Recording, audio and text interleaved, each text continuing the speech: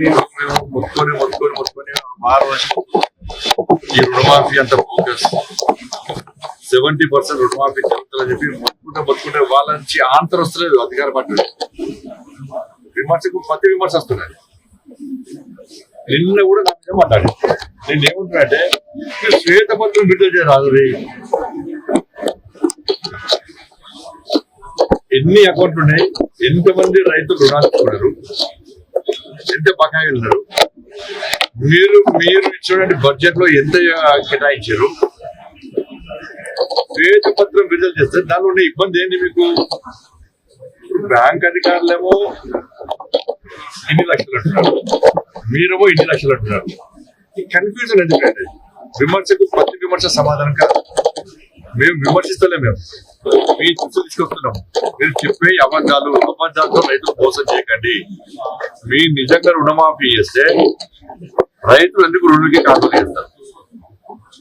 కాబట్టి మీరు చూడండి, ఇప్పుడు ఇది అయిపోయింది. ప్రజలేమో రుణమాఫీ, రైతులకు రుణమాఫీ చేయాలని వాళ్ళు బాధపడుతున్నారు, బోనస్ చేయాలని బాధపడుతున్నారు, రైతు భరోసా చేయాలని వాళ్ళు బాధపడుతున్నారు. యువకులేమో నిరుద్యోగ యువకులేమో నోటిఫికేషన్ ఇస్తాను, ఉద్యోగులు ఇవ్వని వాళ్ళు నిరుద్యోగులు ఇస్తారని వాళ్ళు బాధపడుతున్నారు. మహిళలేమో మాకు ఇస్తానటువంటి హామీలు ఇవ్వాలని వాళ్ళు బాధపడుతున్నారు, ఉద్యోగస్తులు బాధపడుతున్నారు. వాళ్ళ బాధలు వాళ్ళు పడుతుంటే ఇప్పుడు విగ్రహాలు స్టార్ట్ అయ్యాయి. విగ్రహాలలో వాళ్ళు విగ్రహం పెడతాంటే బిల్ తీసేస్తారట. అది సమస్య. అది విగ్రహం పెట్టడం సమస్య కాదు, విగ్రహం తీసేయడం సమస్య కాదు. ఆ సమస్య మళ్ళీ ఇద్దరు కూడా చూడండి, రుణమాఫీ విషయంలో ప్రజల్లో కూడా చర్చ జరుగుతుంది కాబట్టి, ప్రభుత్వం మీద వ్యతిరేకత వస్తుంది కాబట్టి, కాంగ్రెస్ పార్టీని కాపాడడానికి బీఆర్ఎస్ పార్టీ రాజీవ్ గాంధీ గారి విగ్రహం సమస్య ఎత్తుకున్నారు. అది పెద్ద సమస్య వీరిద్దరికి. ఇప్పుడు దీనిలో సవాల్ వేసుకుంటున్నారు ఇవాళ. ఎందుకు? ఇద్దరు ప్లాన్ ప్రకారం రుణమాఫీ విషయంలో ప్రజల దృష్టిని మళ్ళించడానికి. విగ్రహ సమస్య కాదు ఇప్పుడు చర్చ జరగాల్సింది. పొలవులు పెడతారా, తీసేస్తారా, అది వేరే విషయం. ఇవాళ రుణమాఫీ విషయంలో 6 గ్యారెంటీల విషయంలో మాత్రమే తెలంగాణ రాష్ట్రంలో చర్చ జరగాలి. దాని మీద చర్చ జరగాలి. దీని మీద ఇష్యూ డైవర్ట్ చేసే ప్రయత్నించే కాంగ్రెస్ పార్టీకి బీఆర్ఎస్ పార్టీకి కూటగతులు రాసిపెట్టుకోండి. కేసీఆర్ కొడుకేదో నిన్న పెద్ద కోటి గనక విగ్రహం తొలగిస్తామని వీళ్ళంటారు, తొలగిస్తే మీ సంగతి చూస్తాను వాళ్ళు అంటారు. అది సమస్య అదే పడియాలి. రైతులు ఇబ్బంది పడుతున్నారు, ఊరికే ఆందోళన చేస్తున్నారు. మరి కొత్త విగ్రహ సమస్య ఏంటంటే పడియాలి. మరి ప్రజలు ఆలోచించాలి.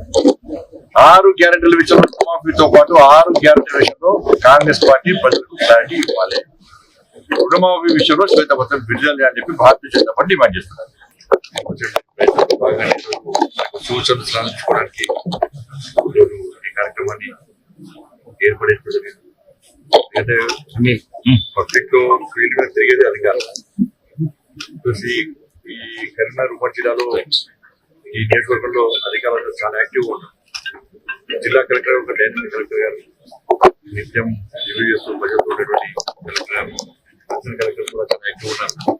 అధికారులు కూడా చాలా ఉత్సాహంతో పనిచేస్తున్నారు. చాలా మంది ఈ జిల్లా మీద అవగాహన ఉన్నటువంటి అధికారులు బట్టి అందరూ కలిసి ఇలా పనిచేసే ప్రయత్నం చేస్తున్నారు. బట్టి అందరూ కలిసి అభివృద్ధి చేసుకోవాలని ఒక లక్ష్యంతో ఈ సమావేశాన్ని ఏర్పడేది. అధికారులు కూడా నేను విజ్ఞప్తి చేయడం జరిగింది, గుర్తు చేయడం జరిగింది. వాళ్ళ డిపార్ట్మెంట్ వారిగా తర్వాత తప్పకుండా రివ్యూ చేస్తారు. ఆ రివ్యూకి వచ్చినప్పుడు మీ డిపార్ట్మెంట్ సంబంధించి మనం కరీంనగర్ పార్లమెంట్ నియోజకవర్గంలో ఏం చేస్తే ప్రజలకు ఉపయోగకరంగా ఉంటుందని చెప్పి వాళ్ళు కూడా సూచించడం జరిగింది. కూడా నెక్స్ట్ లో ఇంకా ఒక ప్లాన్ ప్రకారం ఈ జిల్లాను అమలు చేసుకునేటువంటి ప్రయత్నంలో ఎందుకంటే అమలు చేస్తున్న గ్రామాల అభివృద్ధి కానీ, నగరాల అభివృద్ధి కానీ పూర్తి స్థలం కూడా కేంద్ర ప్రభుత్వ నిధులతో అభివృద్ధి జరుగుతాం. కొన్ని సంక్షేమ పథకాలు, కొన్ని అభివృద్ధి కార్యక్రమాల్లో రాష్ట్ర ప్రభుత్వం యొక్క మ్యాచింగ్ ఉంటుంది. అధికారులు కూడా అదే విధంగా వివరించాలి. కేంద్ర రాష్ట్ర ప్రభుత్వాలను, కేంద్ర రాష్ట్ర సంక్షేమ పథకాలను, అభివృద్ధిని 2 కళ్ళుగా భావించినప్పుడే ఇలా రాష్ట్రం అభివృద్ధి చేస్తుంది. గతంలో అధికారులు రివ్యూకి వస్తే మాట్లాడడానికి ఇబ్బంది పడేవారు, ఎంపీతో మాట్లాడితే ఇబ్బంది పడేవారు, ఎమ్మెల్యేతో మాట్లాడితే ఇబ్బంది పడేవారు. బట్ అభివృద్ధి కుంటుపడ్డది. బట్ ఈసారి అందరం కలిసిమెలిసి ఉండని చెప్పి వాళ్ళు కూడా కలిసి ఉంది కాబట్టి కూడా అందరం కలిసిమెలిసి రాజకీయాలకు ఖచ్చితంగా అందరి సహకారంతో కేంద్ర రాష్ట్ర ప్రభుత్వాల సహకారంతో తెలంగాణ పార్లమెంట్ లో అభివృద్ధి చేసే ప్రయత్నం చేస్తారు. అసలైన తొలి వెలుగు. ఫాలో వాట్సాప్ @తొలి వెలుగు official.